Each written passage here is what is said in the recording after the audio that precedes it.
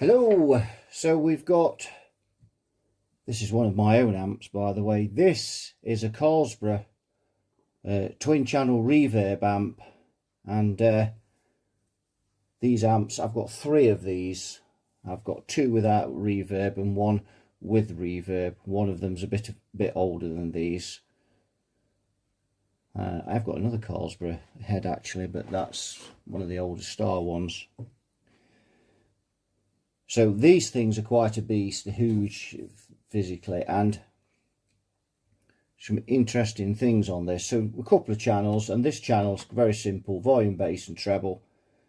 And then we've got we've got a treble bass response volume, which is kind of like a mid, I suppose. Got a limiter on it.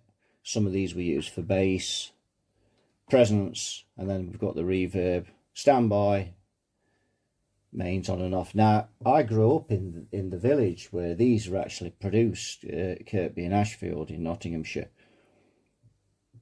And I did actually visit the factory just before it closed in 2004. These were made long before then. This amp is from probably around 1975.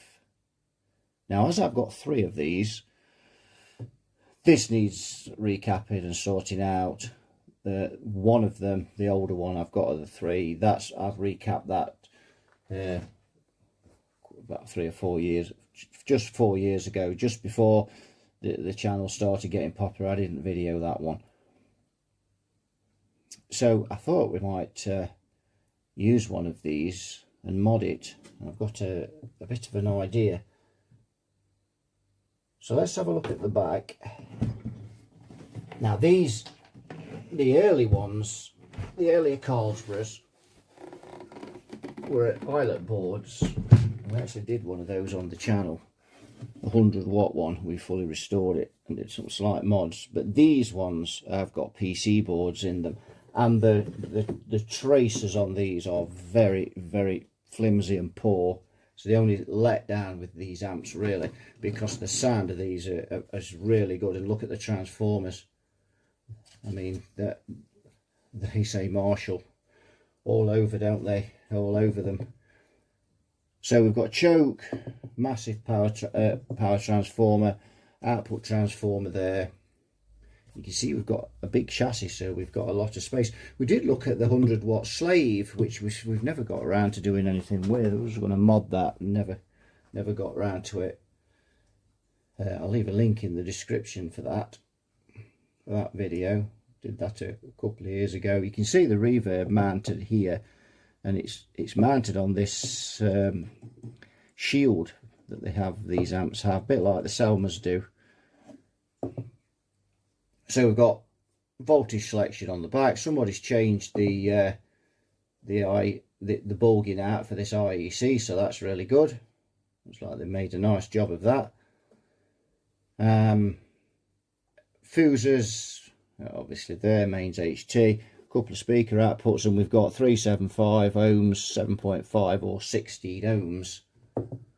What I'm going to do is get the chassis out, and then we can have a look at the chassis. Then we'll turn it over and have a look at the gubbins. Right, there we go. It's just bit me, and getting it out of the cabinet, and I did say, oh dear me. So reverb, you see that's a little bit corroded, but then given its age, don't see any dates on the transformers. See some serial numbers, but so yes, you see these lovely transformers here. Tank mounted there, and we've got 3 preamp tubes in there. Let's fish one out and have a look what we've got. And that's a Chinese 12X7. Back in there, let's have a look at this one. That's a Softec, that one, and a Marshall one. That's got a date code of 2006. There you go. It's a bit of a game trying to get the tubes back in with these. This shield, very quiet though, these amps. really well made, apart from the PC boards, anything that lets them down. And they were probably alright when it was new, but they've just not aged very well. So there's a choke you can see there. So let's just tip this upside down. These things are quite beastly, so if you're going to be throwing these around, you need to have got plenty of taters down you.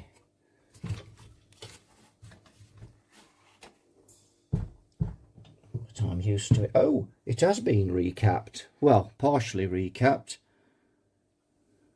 Oh dear. Yes. So these have been changed, but these have been left. Oh. Some writing on there, and this has been left as well. Looking good order though, but they are quite old. These are really prone to leaking gunge all over the place, and you can see it's just basic PC board, but these tracers are poor. Hello, we've had some something going on there. Let's have a look at that. Let's get some bigger glasses, more powerful glasses. Well, that says Elizabeth on there, so this must have been a ladies' amp at some time. That's quite rare to find. Refreshing, but rare. So we've had a bit of soldering here, and it looks like this board's been out. Obviously it's been out for the caps, dirt, plank. So yeah. And we really didn't need all that silicone on there, did we?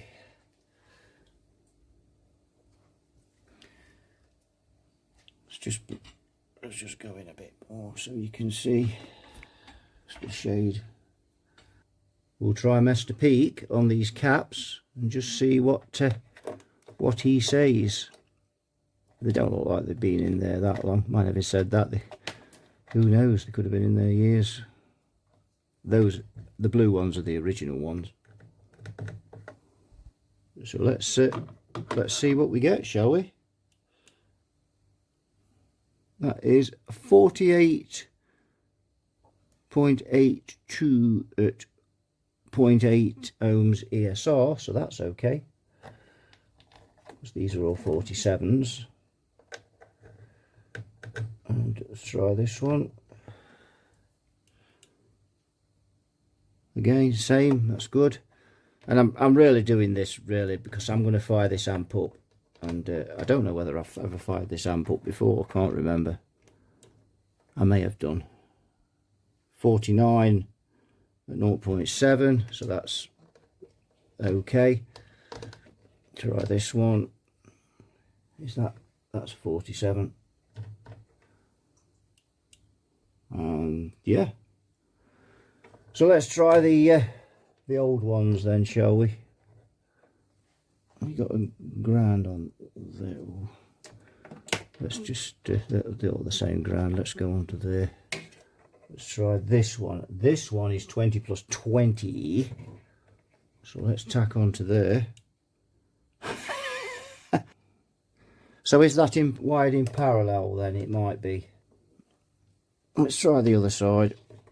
Let's try it from that ground.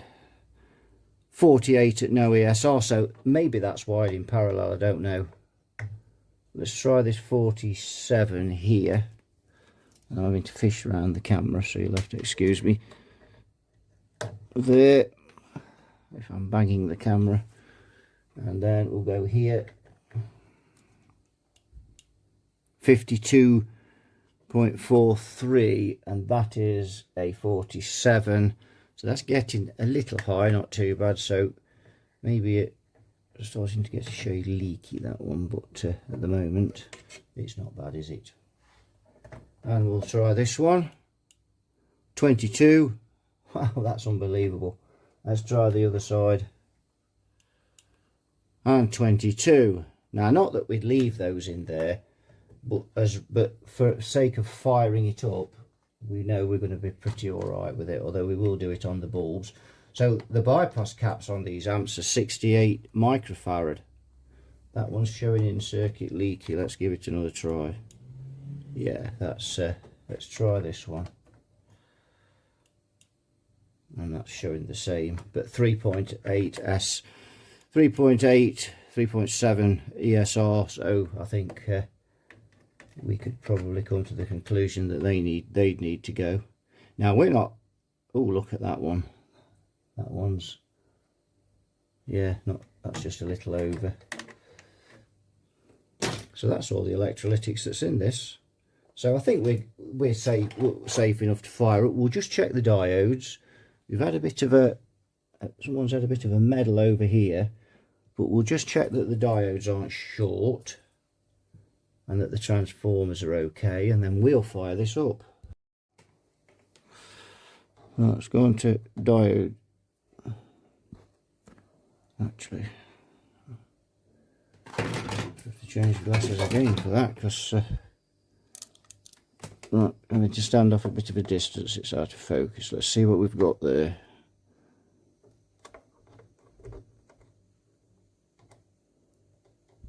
That's okay.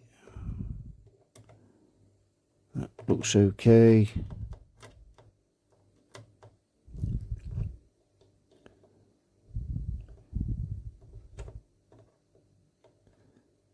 Oh, I'm not getting a reading off that one at the minute. Oh, yes, we are. That's okay. That's okay. Yes, good. Now, where's the... Oh, we can't get to test the bias cap, but we can test the bias on standby, so no issues. Now then, let's just see where we are. That's centre tap there, I think. So we'll go into impedance. We'll check the output transformer, see what condition that's in. Oh, is that? That's a grid. The pin 3.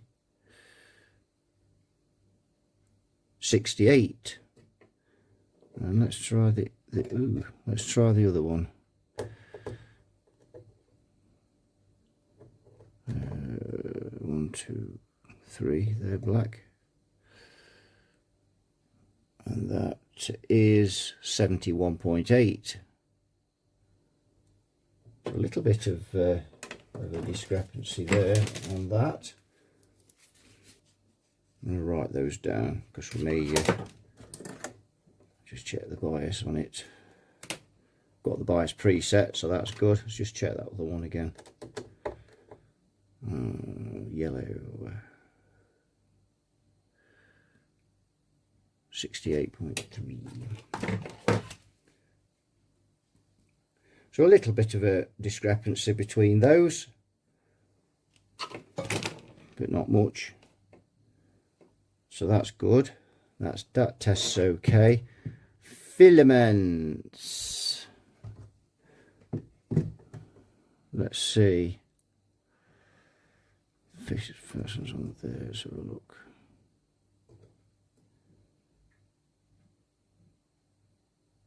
Yeah, that looks okay. Now then, AC going in. You still see that? Those two red ones there. That looks good.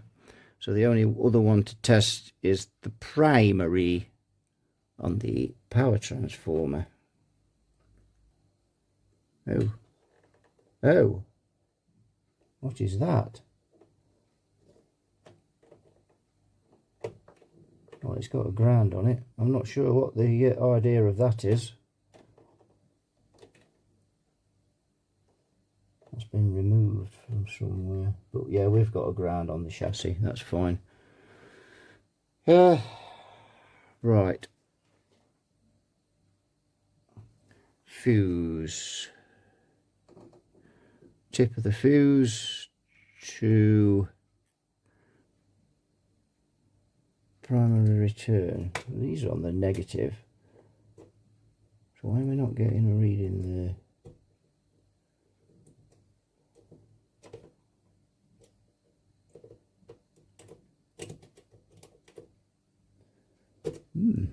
Not getting anything on there.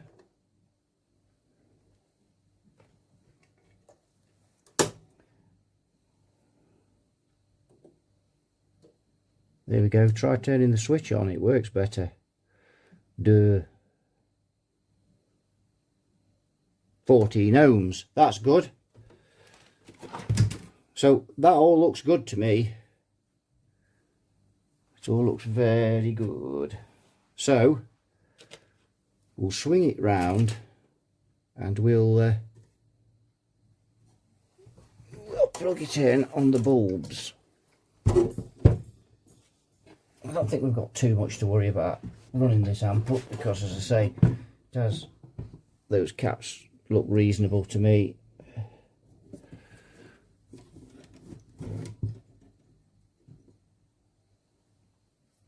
So we need a power lead, and we need, before we do anything else, we need to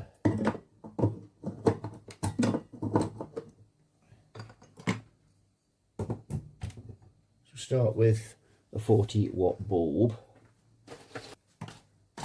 We need this, we need a speaker. We also need that off there to start off with. We need a meter to monitor the plate volts as well. And we need to go, so we'll go on to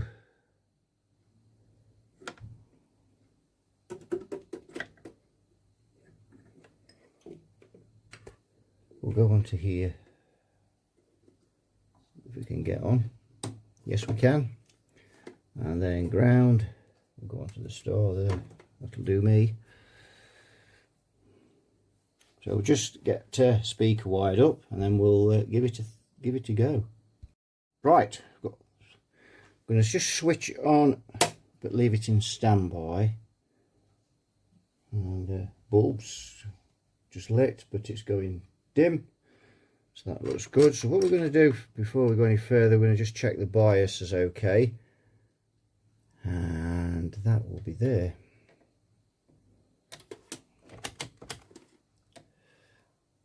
Negative 22. Just check it on the pin.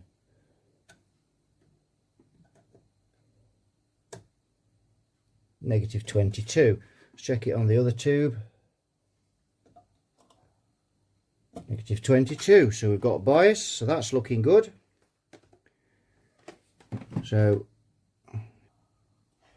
we've also got voltage on there with the standby switch off, so it looks like it's rectified on this amp before the standby switch.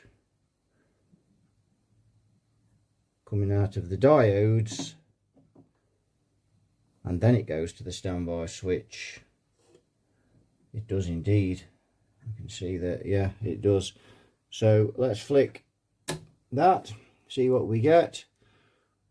And you can see the voltage has gone down now because of it conducting more current. So we've got 102 going in on that 40-watt bulb.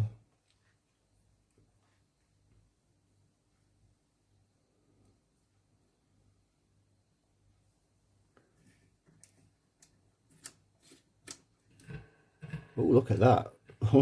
102 volts, and we've got 105 going in now.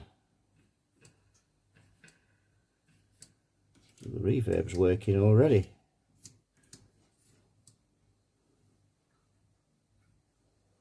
That's pretty good.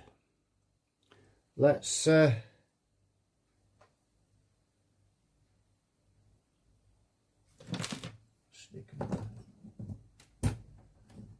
15 in there. So we've got coming up now, I've got 132 volts going in. You can see that if we go down and across, you can see that on the wall, and yeah, I can hear it, and it's very quiet. You see that I've got 140 milliamps, 131 volts going in there. We're drawing 18.7 watts. So that's all sounding rather nice. 245 volts going in. Let's give it another 40 watts, madam. So now we've got 80 watts of current limiting, and the voltage is coming up.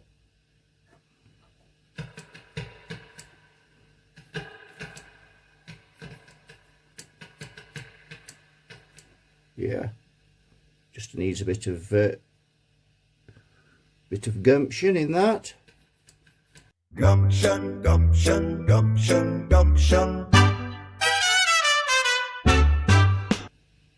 That's pretty good. Let's just check what bias volts we've got. Negative 26.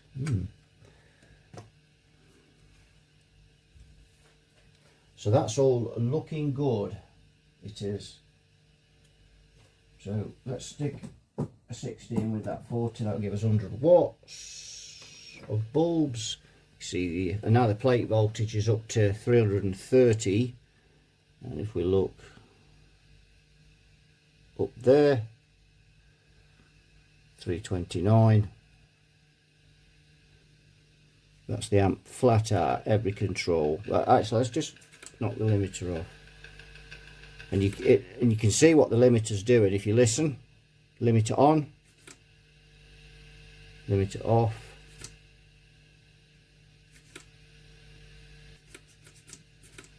Leave that off.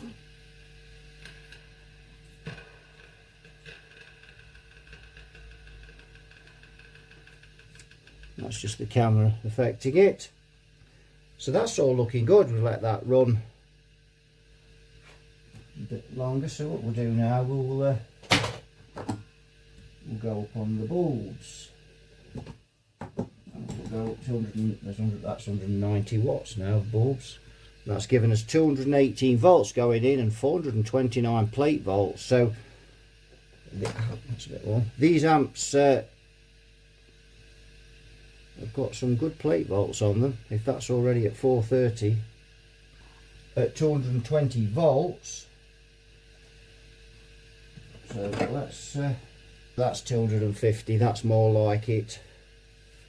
225 volts going in, and we've got 442 DC on the diodes there. So that's all good. I think we can come off the current limiter now. 467 plate volts. My days. There we go, 467. And we're drawing 370 milliamps idle, which is not a lot. I can see smoke.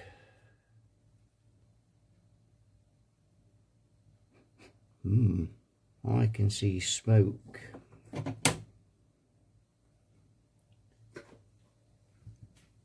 So what's going on there? Put my face too close to that. Let's just go back on the current limiter. So what's smoking?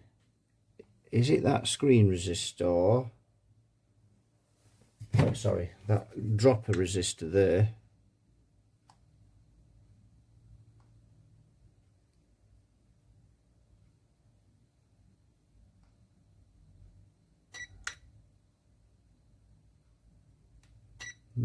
I don't know, but there was definitely smoke coming up there.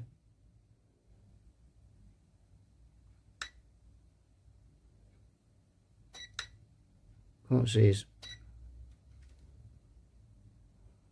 It's coming up out of this area. So I've just pulled the plug out, and check out that nasty surprise there. So those caps haven't drained. There's no balancing resistors on these caps. They're in series, but there's no balancing resistors on them. So that's a typical example of why you have to tread very carefully in these when you're working in these amps. A lot of volts. Even that there now coming down, it's a lot of voltage. So we're going to discharge that to ground with this large resistor. you can't see it's off camera. And there we go. That's just cleared it. Right, so we're safe to go delving in there now. Right, let's keep it on the bulbs this time. So I've got 300 watts of current limit in now, and that's giving me 229 volts. So that just gives us some protection. It's not quite giving us full voltage, but it'll give us some protection. Should something fail, go short, the bulbs will catch it. And we'll go here. I'm just going to get a bit of a glint at the bias. Look at this, I've just spotted a 1 ohm cathode resistor there to ground. Look, somebody soldered that. Let's just see what's across that. Well, that says 27.5 millivolts, so if that's 1 ohm, we can take that as 27.5 milliamps. So that's not particularly high, is it? So let's see if that does indeed tally up. If we go to there, and then we go to here, that's giving us 1.64 on that side. We can divide that by, and we've turned it round, haven't we, since we did the so yes, that was 68.3, divide by 68.3, well, that says 24 milliamps. That's measuring across the transformer, and this says,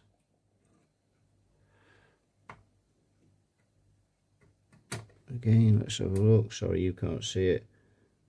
That says 27.8. So you can see that that resistor is giving a different reading. So we need to test that resistor. And these, to be honest, these meters will test it, but better off with the meter I've got in the workshop with the Kelvin leads.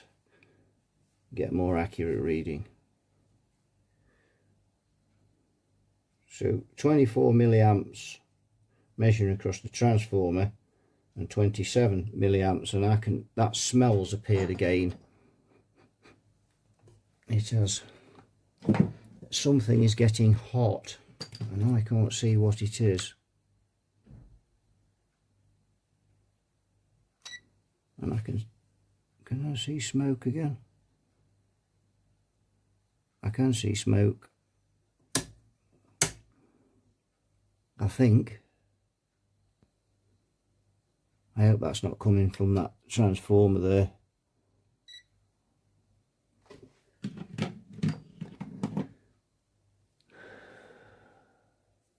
I fear it may be coming out of the grommet there.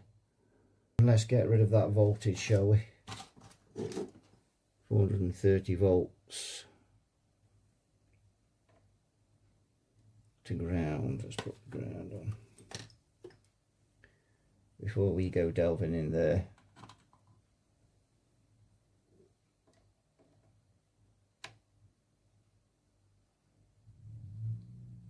Right, that's cleared the voltage. Well, that's bang on the money, 1 ohm.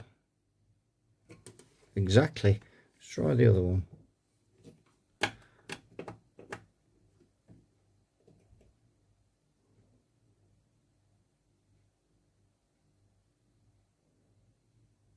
And that one's 1.2 ohms, so a little bit out, and it will make a difference on the bias. So yeah, interesting that. Got two different readings there, 3 milliamps difference. Measuring across the transformer against measuring across the resistor.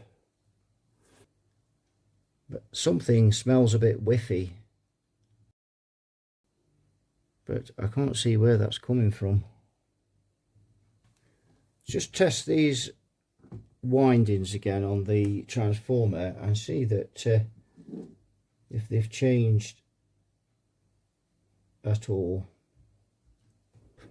check that again. So let's go here and here.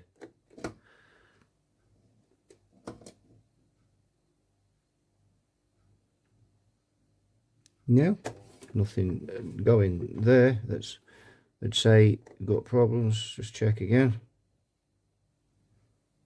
No.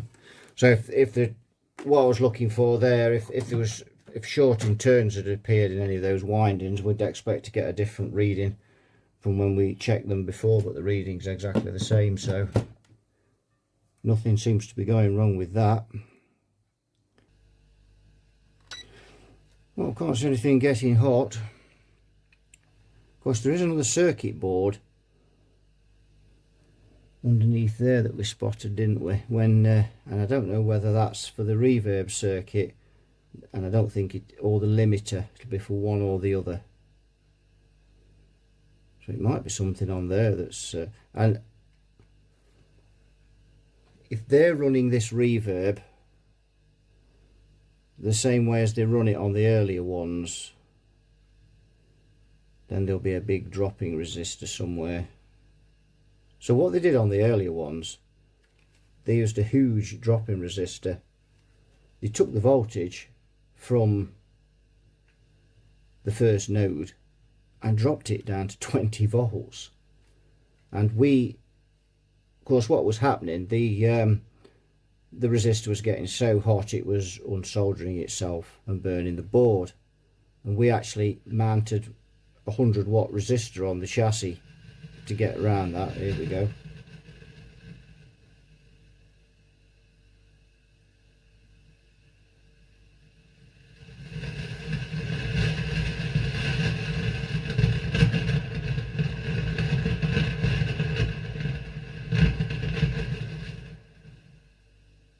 So we've got no current increase going on, and the bulbs haven't shown any signs either.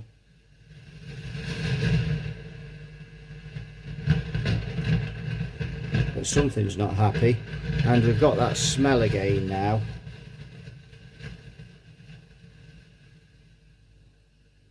Something's getting hot. So what we're going to do is I'm going to have a look at that board on the other side and put that back on. So I'm going to get rid of that voltage. I ain't touching this until we've got rid of it.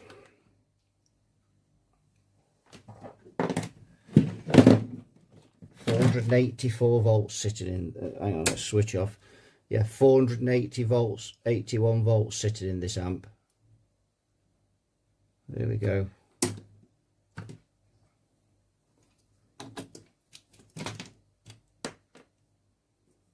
Makes you wonder how long it would take that to discharge all of that. Take a good probably 3 or 4 hours. And that's what we can smell. Now whether the resistors, it's just burning the dust off it, and you can see it down there. So if we go in, you can see that rather large resistor down there. That's what's smoking. I tell you now, it is. I bet you. So whether it's burning the dust off of that, that is the reverb, yeah, and that's how they're doing it. Now that is quite dangerous. So we're looking at there now, and I'm gonna put the meter on. We're gonna plug this amp back in. Where can I get a decent ground there? Will do for this exercise. Now this red wire, which you can't see on this board, but if we go down, so this red wire, I've got a feeling is the feed for that resistor, and it is. Is it? You see that going? Yes, on that trace, which which is running really close to that metal mounting on there. My days. That is dangerous, boy oh boy. Look what we're doing here, I tell you. So I'm going to put that on there. And it's got that smell, you know, that dust burning off smell.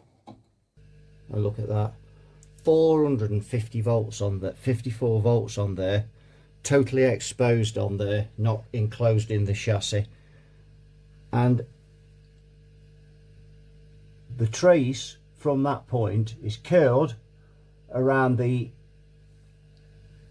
metal mounting on there, and there's probably 2 to 3 mil gap round it. And that's what we can smell burning, is that resistor there. And it carries a huge amount of current. If I measure that resistor at the other end, there'll be about 20 or 30 volts on it. And that's what we can smell burning. It's probably just burning the dust off it. That gets red hot. Now that is extremely dangerous. Why? Because if you've got somebody who doesn't realise there's high voltage on that, and we've got this frying sound that you can hear, so somebody comes along and starts pulling the tubes one by one, gets around there, pulls that one, catches his hand on there, and he gets 452 volts, which will contribute nicely to a new hairstyle, assuming they've got any. Like me, of course, I don't have any. And of course, if we flick it off the current limiter, we've now got 466 volts on there. Crazy. The things they did 50 years ago. So I've turned it back over now, very carefully. And there you go, 460 volts left in there. Now, I don't believe, or these Carlsbros didn't have balancing resistors on when they did these, and those balancing resistors would act as bleeder resistors and would quickly bleed that off. We're on the night shift now, so we're not going to fire this amp up to have a listen to it, but I can tell you these amps sound rather nice. What was I going to do with this amp then? Well, what kind of gave me an idea was when we did the Marshall, which is the last video we did, we had to repair the board on it, if you've watched that video.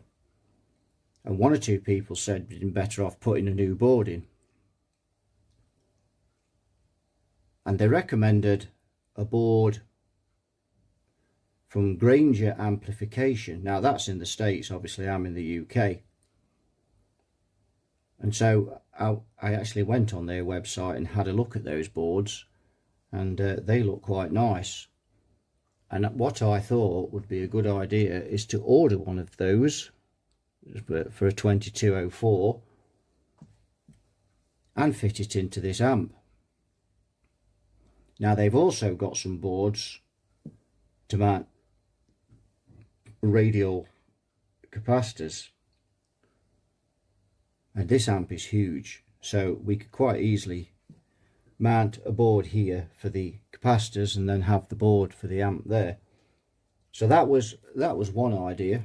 The other idea with this particular amp, with having a reverb tank in there, would be to make a Fender Twin out of it, 50 watt Fender Twin.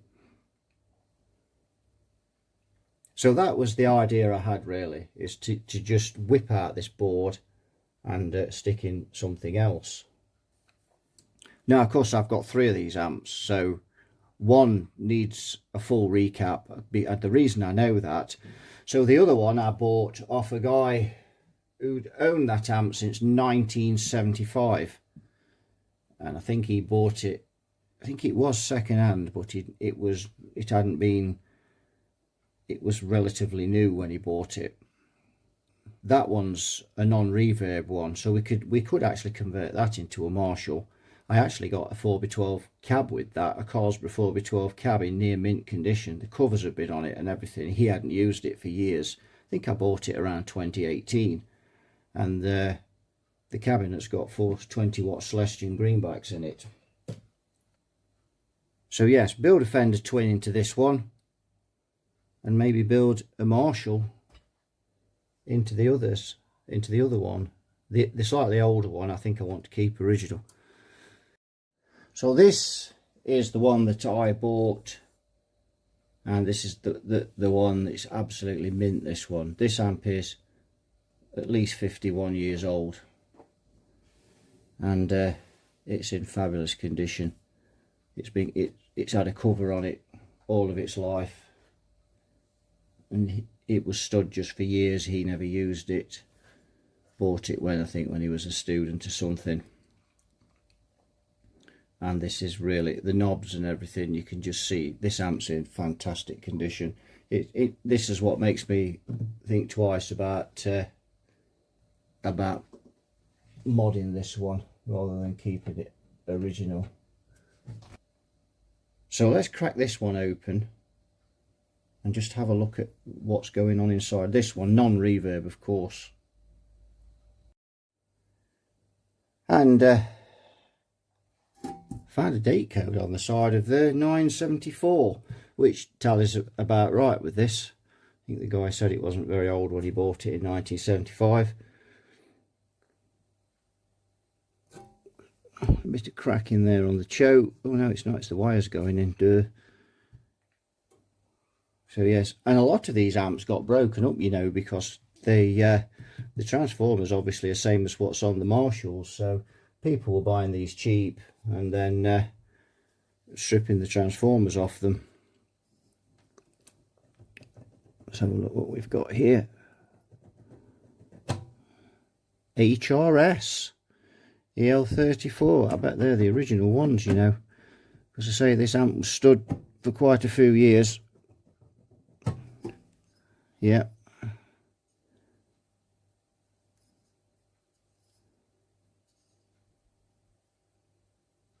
See if there's a code on them. But no, they do have a bit of a mullardy look about them, though, those do. But good tubes.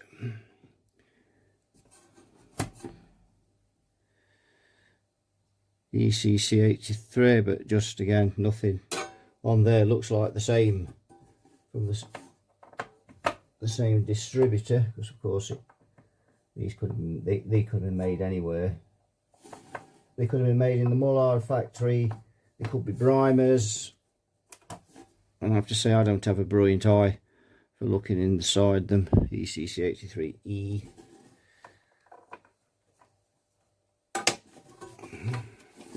They are a swine to get in these. With this screen thing. Yeah, the same again. So the fact that all these tubes have got that same type of print on there, I'm guessing these will be the original tubes. They probably, I think they did have Mullards in at one time, but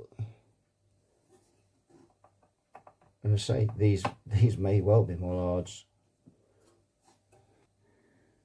Right, let's tip it up and have a look underneath. So you can see that they're not the original tubes, and the reason I know that is because that screen resistor's been burnt out. You can see they've left the carbon there on the board, and obviously the tube will have burnt up if that's gone. It's the tube that's blown that, so it's had a new set of tubes in it. I think these had Mullards in originally, I'm sure they did. But we've got the mustard caps in here. So a couple of those caps just have got a little perforation in them. In fact, that one has as well. There's gumption coming out of them, without a doubt. So this has been stood for quite a long time.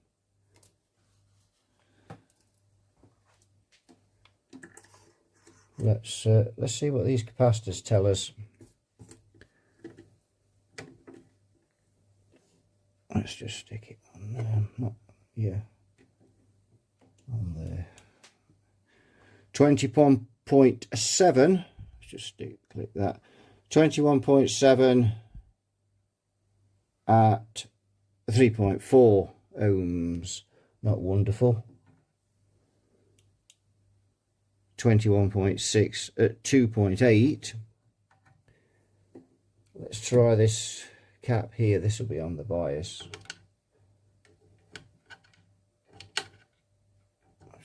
Why did I take that off of there? Mind you, that one, try it this way. Well, that one's okay.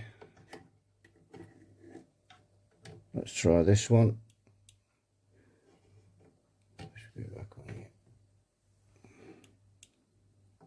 That one seems to be okay, that half.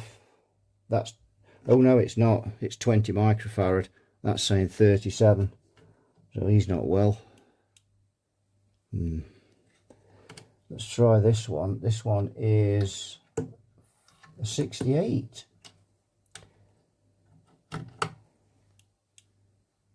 32, well, that's in series. So let's go here. Yeah, 65. No, so that tests okay.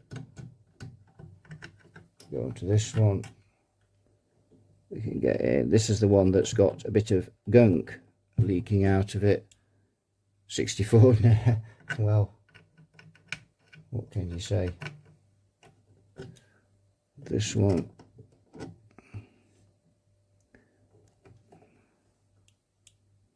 Yeah. Can't quite get in to test that one, I don't think, can I? Yes, I can. In circuit leaky, maybe because I'm catching the other one at the same time with the crocodile clip getting in between there. So they test okay, but that one they've just starting to leak there. Still got the original bulging in there, so that would have to go. Don't see anything else that's been changed, just had this blowout. So tube's gone short, burnt up the screen resistor. There's all the carbon on there. Maybe had the wrong fuse in, I don't know. I think that's 500 milliamps, which is about right. So we're going to test these diodes then.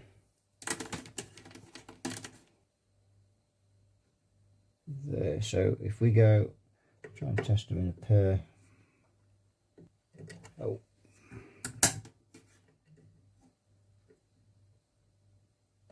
Turn the standby switch on, I keep forgetting. Turn back that way. That's okay. To this one.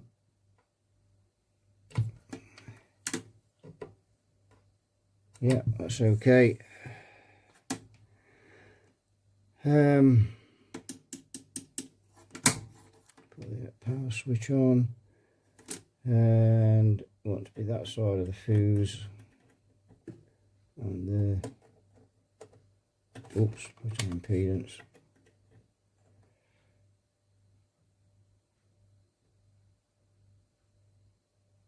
That looks good to me. Filaments on here.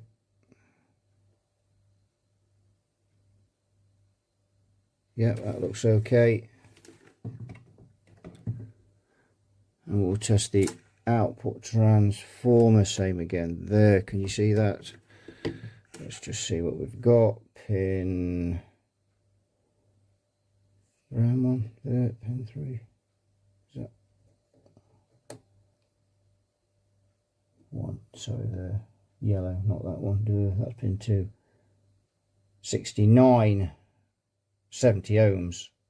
It's roughly about the same as the others. Let's go over here. So that'll be that one. 71.5 ohms. So yeah. So everything looks okay. So we could power this up on the bulbs if we're very careful. As long as we don't. If it was a customer's, I wouldn't be, but it is mine, so those caps would have to come out before we powered it up. But we'll run it up on the bulbs. We'll just not run it up full. 150 watts, the current limiting will be enough probably. We'll start off with something less than that. So we'll just start off with a 40 watt bulb. Oh, we can't use that, it's a bulging. Duh. Have I got a bulging lead in here?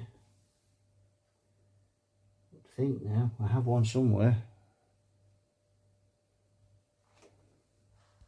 There we go, here's one I prepared earlier. Right, we'll switch on. I'll switch the meter on first. Got 670 volts going in, but no HT voltage. Well, we have now. So this one's wired differently. According to that, it doesn't appear to be though, looking at it. Oh no, because we're on, that's because we're on the centre tap, that's why. Maybe that don't make sense either, does it? Oh yes, it does. We're the other side of the switch, you plank. It's late at night, it's 5 to 11, we're at the other side of the switch there. 244 volts. And if the other one's anything to go by, we should soon be hearing a bit of signal. So we'll just leave it on that bulb for a minute or two. So we're drawing 120 milliamps, and if we look, 120 milliamps we're drawing off the mains. If we look, you can see that voltage going down because the tubes are beginning to conduct.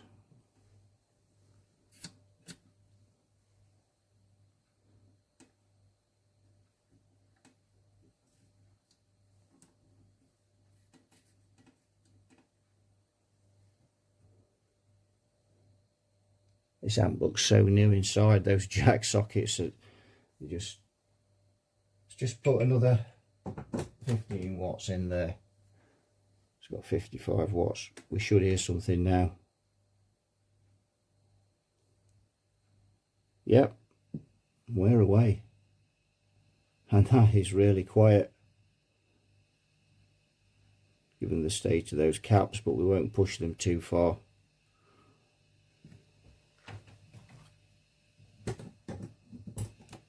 Over 80 watts of current limiting. Bulbs are dim, very dim. They are lit, but they're dim. And that'll be enough. We don't need any more than that. We know it runs 272 volts there. We'll just check that there's bias voltage, because it will run on the current limiter. With that bias voltage, believe it or not, although the bulbs will be a lot brighter than that. So yeah, 21. I've seen amps running on the current limiter with no bias before. Yes, so there's bias voltage, and it's about the readings are about the same as what they were on the other one. So yeah, so that's okay. We don't need to push that any further. We've just put 146 volts in off the mains, and 269 on those caps is more than enough. So I think that'll do for that. So we know that runs. We switch off, and of course, let's check. Now the plate. Now that is coming out of it there on this one, so not such a problem.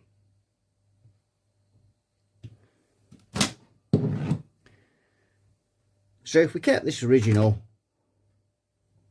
we don't need 68 microfarad, we could get 47s. We know the voltage has gone out of it, don't we? So I'm all right to be putting my fingers in. So 47, 47, 340, 447s, and then we'd need a 20 plus 20 at 450 volts.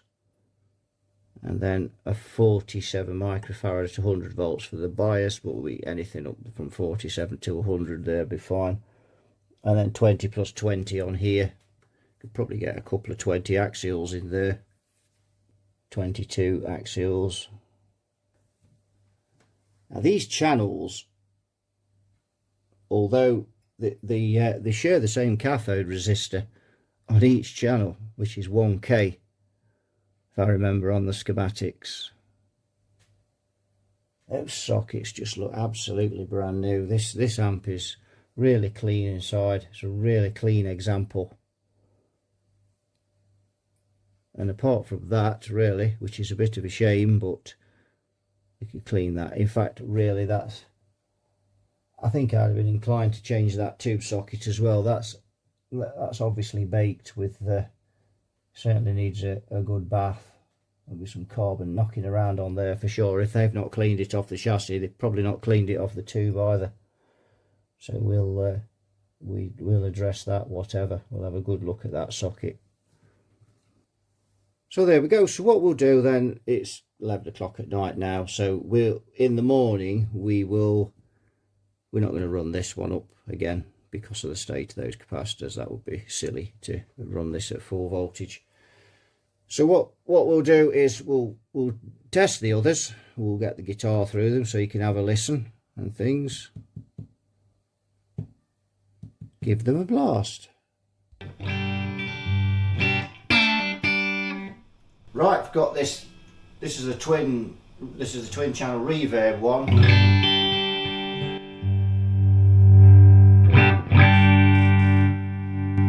And I'm in the normal treble bass and volume channel.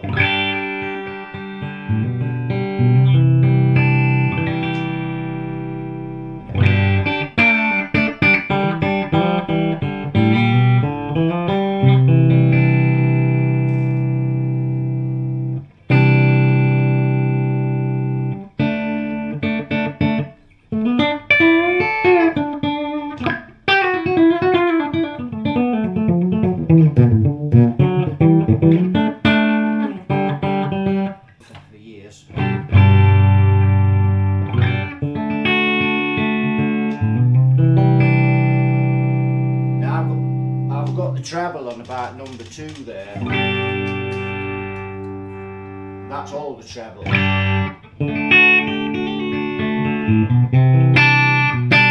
You see, it's quite a bright sound when you crank the treble up.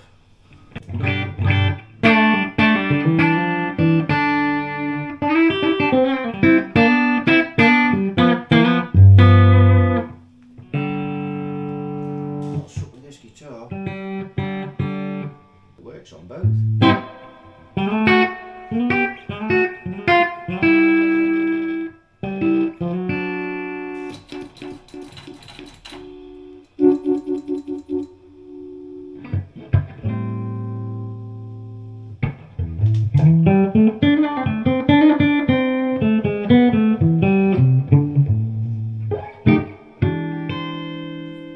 Half the bass.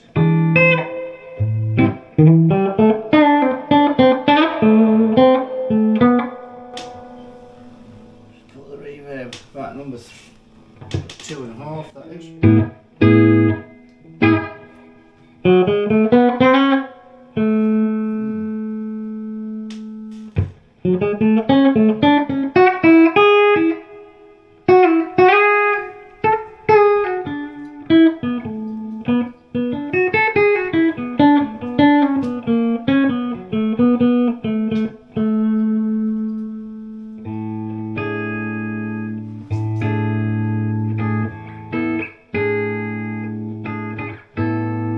Smell the dust burning off that resistor now.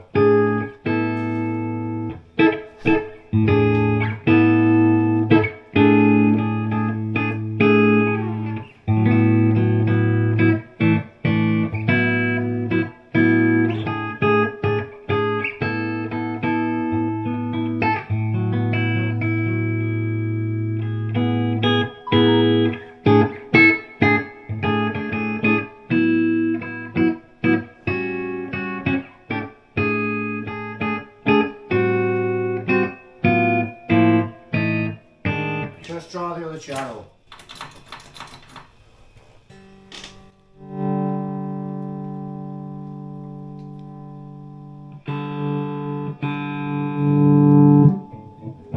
Oh. The bass is like a volume. Look at that.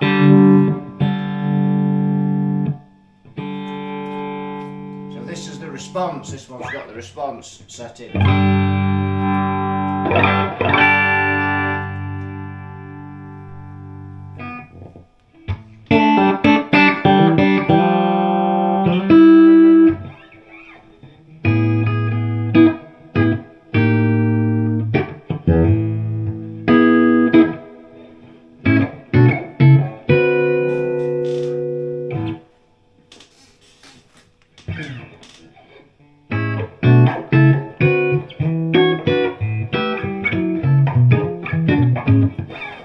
That's toppy.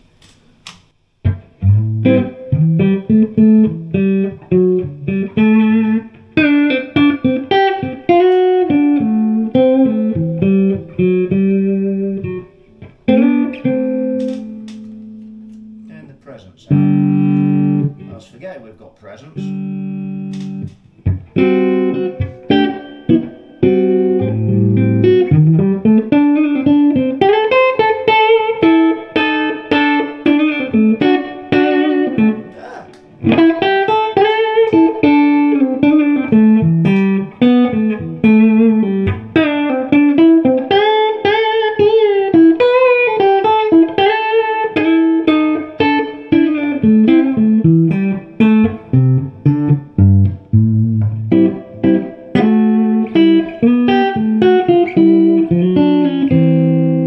That sounds very tasty.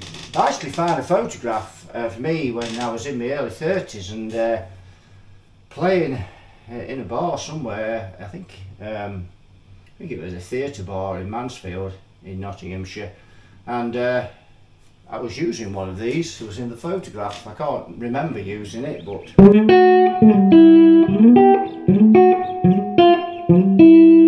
and no, you're not seeing the photo.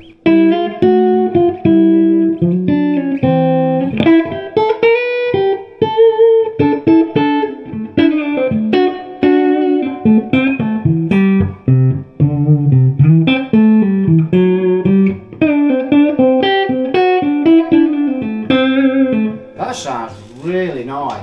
A much more bassy, but a much more middlier channel than the other one. Nice woody tone coming out of that.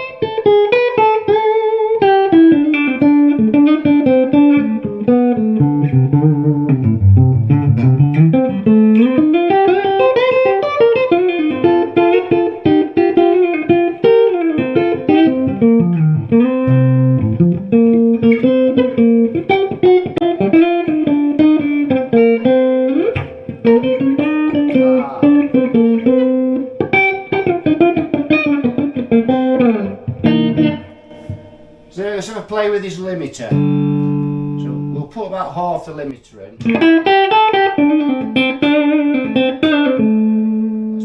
Let's put it all in. Let's wind the volume up a bit. Oh.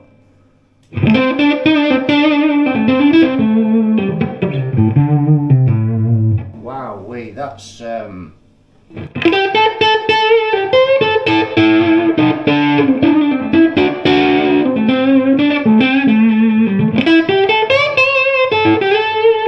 my word, that's really nice.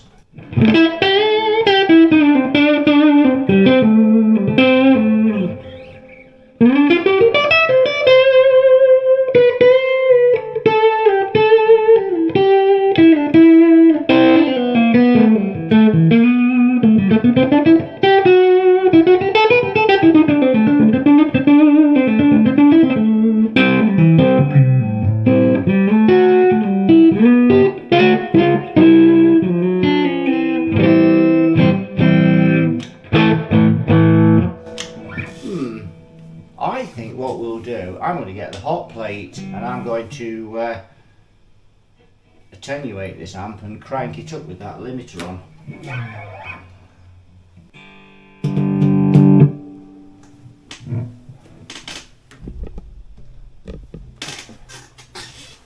Right, so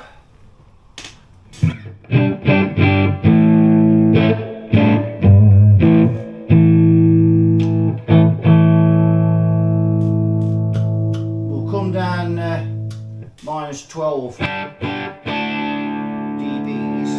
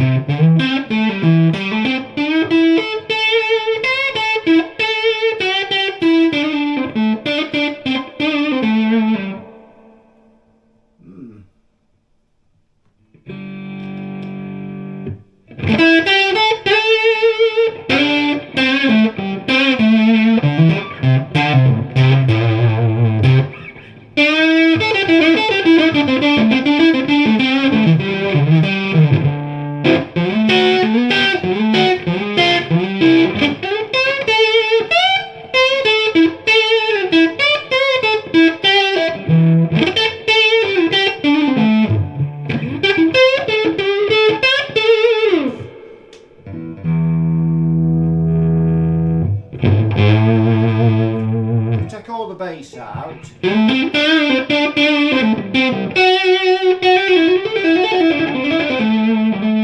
some more treble in. Let's put it on.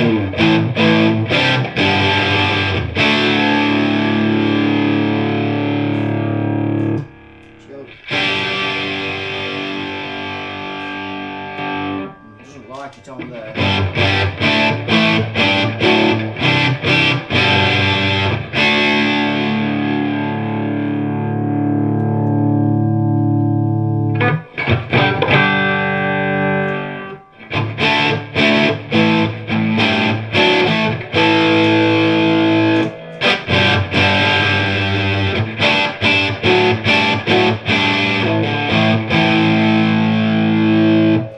Flat out now.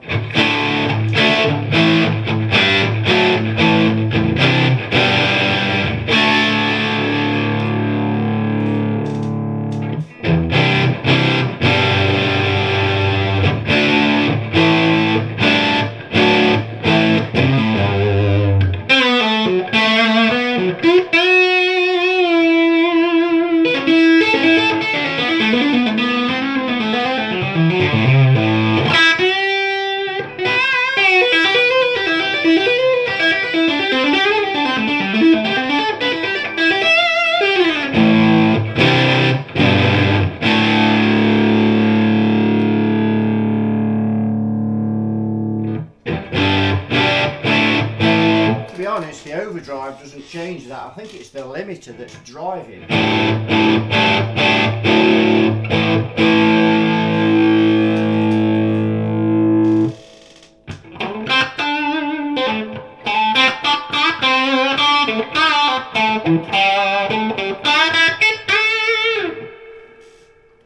Let's try and turn this response in.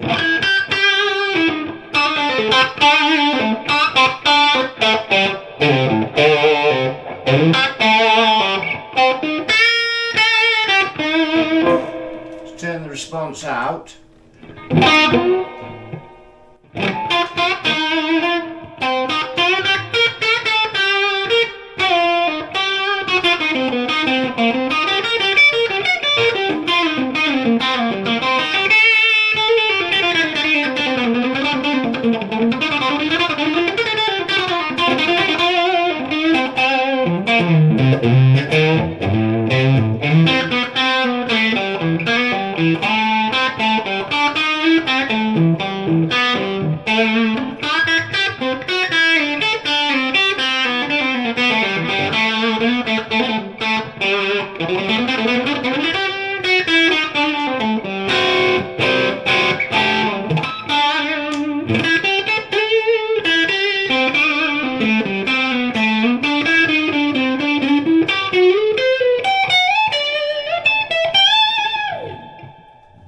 Yeah.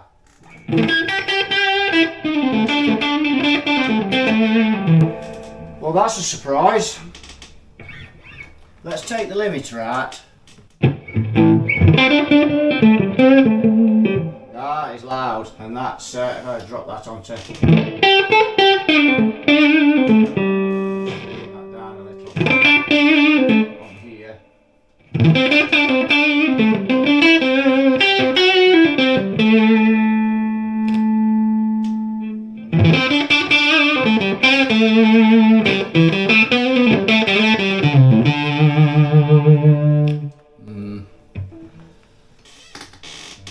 Probably shouldn't be pushing it that hard, you know, seeing as it's only had a partial service.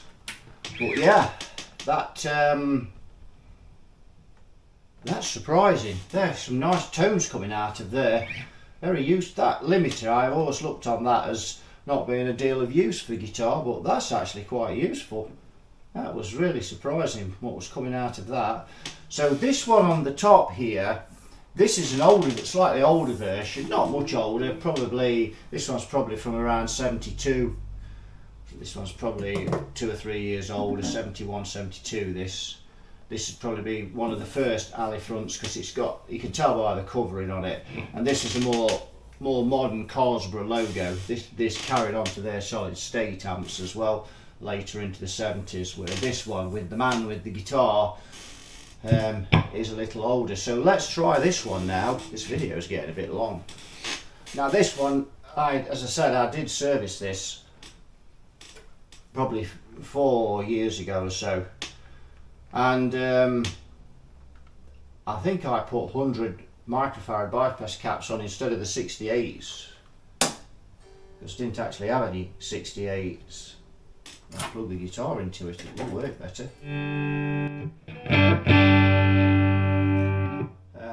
Let's just go on to no dBs.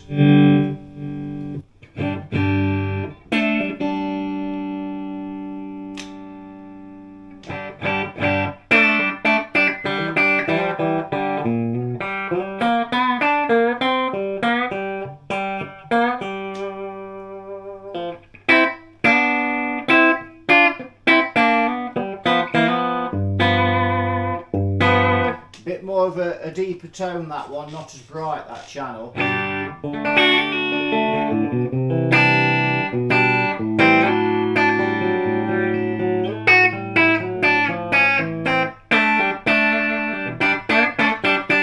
But a really nice tone.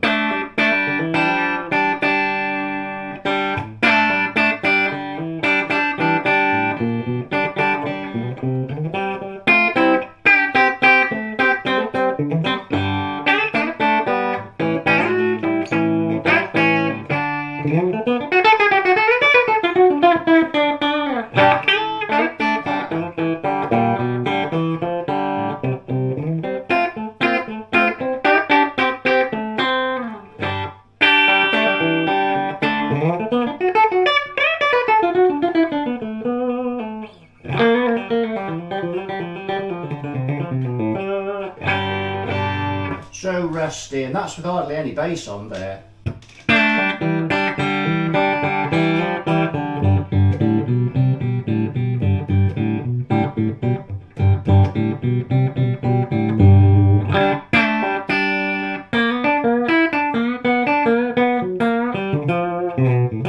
Oops.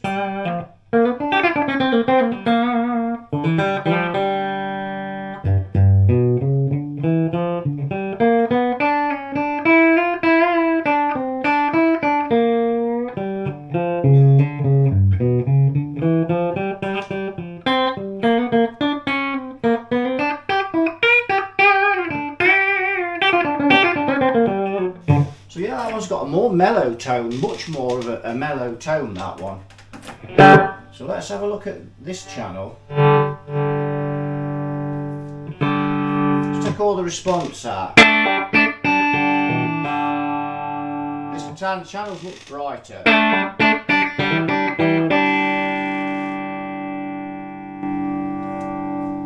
Let's try the response.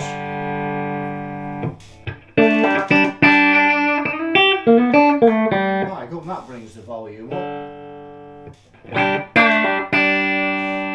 Just go 4 dBs, minus 4 dBs on there.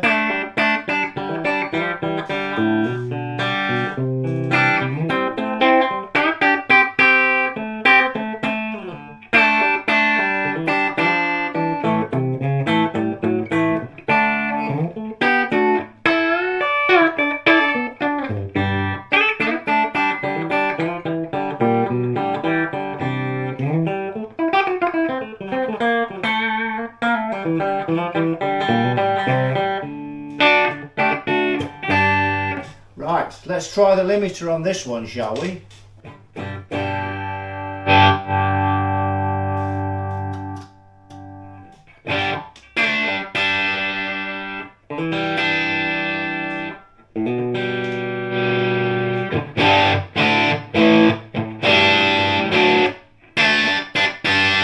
Wow, that's bright.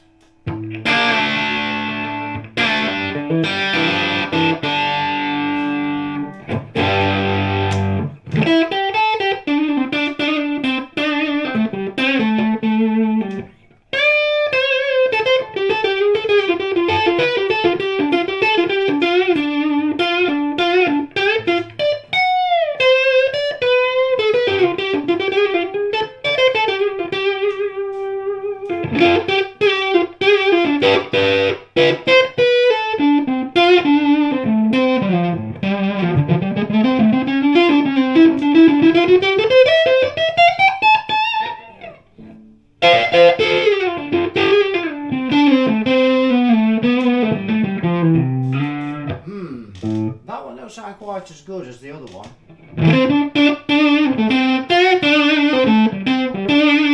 It's very bright. Let's try some of this.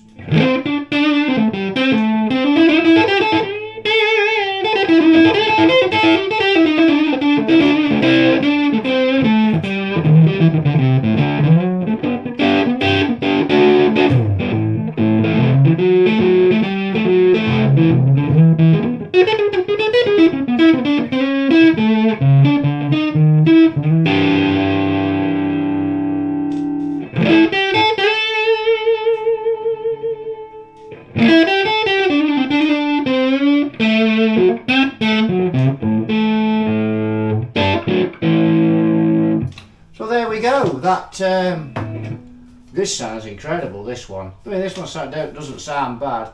This one sounds better clean, I think, than that one. So I'll have to open this up and just see what I did to it again, what I changed in it. But this one sounds. But then all the coupling caps are shot in it. You know, we've changed all the coupling caps. It'll sound different again. So yeah. You know, you could argue that just change the main electrolytics and leave the bypass caps on the stages, because that's just got a great tone. It's so there we go, conundrums now, because I didn't expect those amps to sound that good, and they really do sound good. So let me know in the comments what you would do with these amps. Would you keep them as they are? Would you mod one into a Marshall, or mod this one into a Fender Twin? But it's been a really long video, this one, so I hope it's been interesting. Because I never know when I'm making videos this long, how many people stay till the end. But yeah, I think that will do it for this one. It's gone on long enough. So thanks for watching. You all take care, and I'll see you all in the next one. Bye bye for now.